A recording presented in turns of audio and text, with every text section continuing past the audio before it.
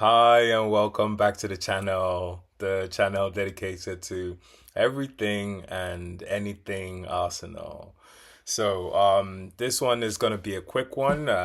We've got a game this evening, in a few hours actually, because for me it's still early. I'm over here in the States, so the beauty of being in the States, if you ask me, I know some people probably think, oh, we've got to wake up so early for these matches. But I love that. I love that because it gives me, everything to look forward to in the morning rather than, because for me, most games I have to wait the whole day before it's played, especially like if it's the Premier League, the 5 p.m. games, even the 3 p.m. games for me are just sometimes just too far away. Uh, the 5 p.m. games is 7 o'clock, 8 o'clock kickoff, depending if it's the Champions League or the League Cup. So, to be honest, I am actually enjoying, the time zone and just knowing that when I wake up in a matter of hours or just an hour, it's good. Arsenal is going to be playing on television.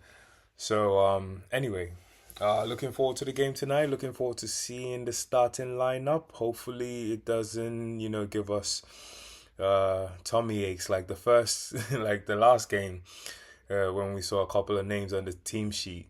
And speaking of the last game, I realized I didn't really big up Ricardo Calafiori as much, but he was really instrumental to the first goal we scored, and just the whole, structure of the team, especially in the first half, that we were able to see some good fluid football, even some parts of the second half. So big up to Calafiori. I actually thought he'd done really well, in the first game. Not in the first game, but in the game, before the one we have today. So just a few things want to touch up on. I know I'm still owing you a video based on the highs and lows, of Arsenal. So maybe we'll just talk about it right now. And I want to talk about, let's get the lows out of the way first. For me, some of the lows of the club was moving from Highbury. Not the actual move from Highbury, but like, the aftermath of, moving to the Emirates. And, it just meant like, we had very poor transfer windows. And those were transfer windows that, as much as we had some talent in the club, we were begging for just like, one or two, signatures that would just complete the team. But we never had that. I remember one of the windows, in fact, that was the biggest slow. There was one of the windows that we literally did not sign anyone. That was just that was unbelievable. Wait, watch the whole freaking transfer saga, waiting till the end. Hopefully, we're gonna sign someone, and mm, didn't sign anyone. And then in one of the transfer windows, I think the only player we brought in was Petr Cech, if I'm not mistaken. But yeah, those were some of the lows of the club. And recently we hit lows in the last couple of years. Last season was more tolerable to me, even though we missed out by 2 points.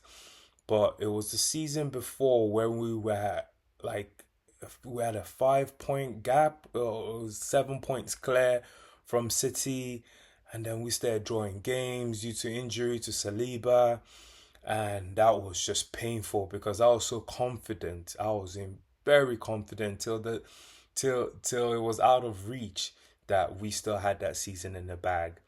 So that was one of the lows. That was kind of painful. Um, yeah, Fabregas leaving the club. That was painful, but we ended up getting Cazorla, who I think was a better player for the club. Was more complete. Both you could use his left or his right. Incredible player, my favorite player. That has ever played for Arsenal, and still. Uh, yeah, we've had some lows. So maybe I'm drawing a blank right now. But if you remember any notable lows, then please just drop in the comment section, and then can talk about it.